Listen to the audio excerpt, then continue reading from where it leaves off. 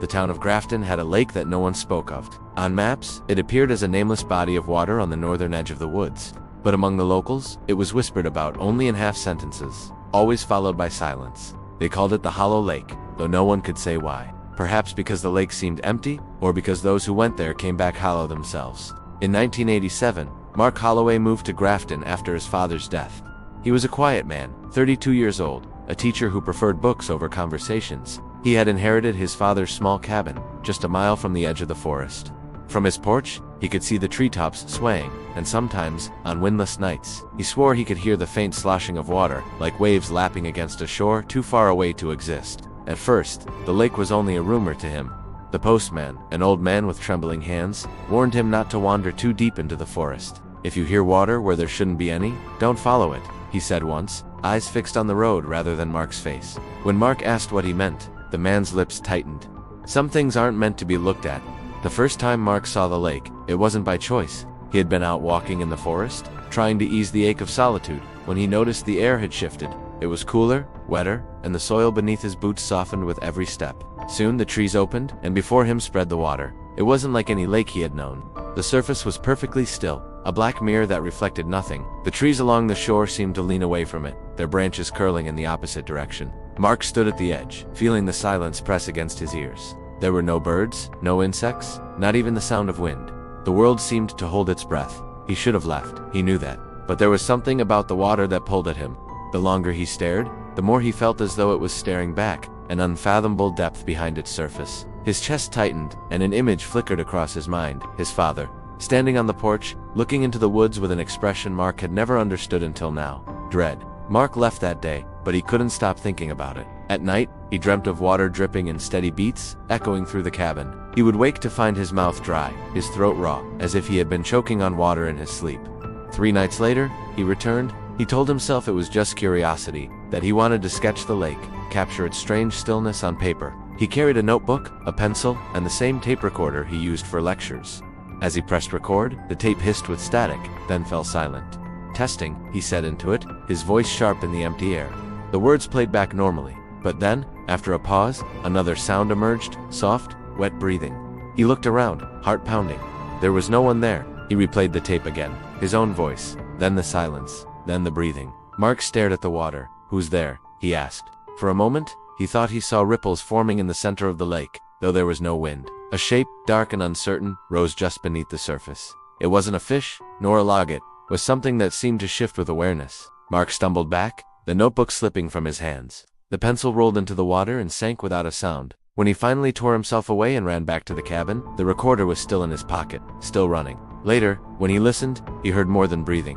He heard his own footsteps, frantic, breaking branches in beneath them, whispers, not words, exactly, but syllables strung together, like a language that had no business being heard by human ears. That night, he dreamed of the lake again. Only this time, it wasn't still. It was rising, swelling like a tide, water pressing against the cabin walls, seeping through the floorboards. He woke choking, his sheets soaked with sweat. For a moment, in the silence of the room, he heard the dripping again, this time from the ceiling. He lit a lantern and looked. A damp patch spread across the boards overhead, though there was no rain outside. A single droplet fell and landed on his cheek. It was cold, metallic, and when he wiped it away, his fingers were stained faintly red. Blood. Mark did not sleep again. The next day he went to town, desperate for answers. At the diner, he asked an old woman who served coffee if she knew about the lake. Her hand froze, the pot halfway to his cup. Slowly, she set it down. "My brother went there," she said quietly. "He was 16. We found him 3 days later, standing in the middle of our field. He didn't speak, he didn't eat, he just stared at the ground. When we tried to move him, he screamed like an animal. He died a year later. His eyes never shut, even in the coffin." Mark's stomach turned. "What's in the water?" he asked. The woman looked at him for a long moment, her eyes narrowing. "Not what?" she said. "Who?" Mark could not let the woman's words go. "Who?" she had said. "Not what?" That one word clung to him like damp clothes, refusing to loosen its grip. When he left the diner, her eyes had followed him, heavy with warning, but she didn't speak again. He returned to the cabin before dusk, restless, pacing the porch as the forest darkened. He tried to read, but the words slipped from his focus. Every sound in the woods, the snap of a twig, the flap of wings, felt amplified, as if the silence surrounding the hollow lake had stretched outward, pushing against his mind. That night, he woke to a new sound.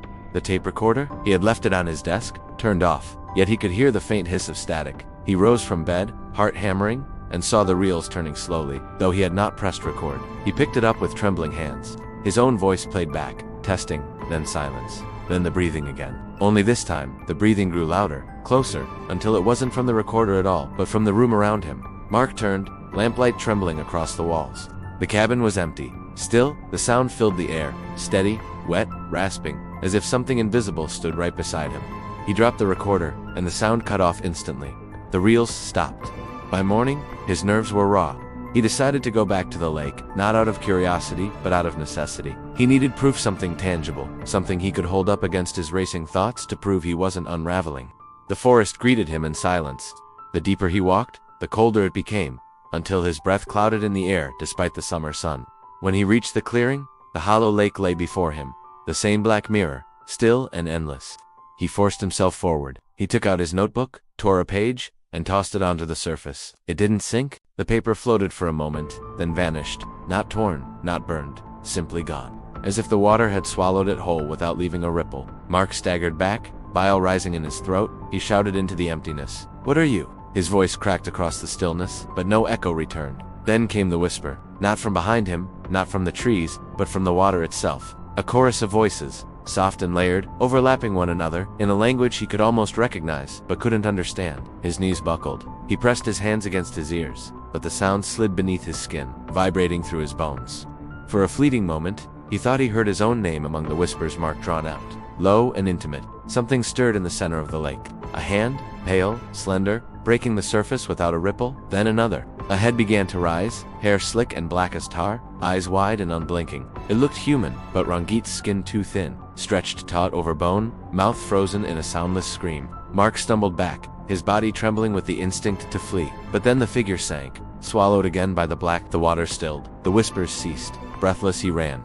That night, the dreams returned. This time, they weren't of water flooding the cabin. They were of faces. Dozens of faces pressing against the window glass, their eyes pale, their mouths opening and closing as if speaking his name. When he awoke, he was on the floor, not in bed, his throat raw from screaming. Days blurred. Mark stopped eating. His reflection began to shift in the mirror, sometimes younger, sometimes older, sometimes not his at all. Once, he saw his father staring back at him, lips moving silently. The tape recorder clicked on by itself every night, and each morning the reels were filled. When he listened, he heard more than whispers. He heard footsteps pacing outside his cabin. He heard the creak of the porch steps, the turning of the doorknob, and once, he heard his own voice asking, "Who's there?" But he hadn't spoken those words. Desperate, he returned to the diner, demanding answers. The old woman refused to meet his eyes. "The lake doesn't take everyone," she said finally. "It chooses my brother, and now you. Once it knows your name, you don't belong to yourself anymore." Mark gripped the edge of the counter. "How do I stop it?" She shook her head. "You don't. You leave before it follows you home." But when Mark returned to the cabin, it was already too late. The air inside was damp, heavy, dark stains spread across the ceiling beams, dripping steadily onto the floor. He dropped to his knees and pressed his ear against the boards. Beneath the cabin, where no water should have been, he heard it. A tide, a lake that had spread beneath his home, rising, waiting. That night, when the recorder clicked on, he didn't touch it. He sat in the dark, staring at the reels. His own voice filled the room. "I'm here now," and he hadn't spoken a word.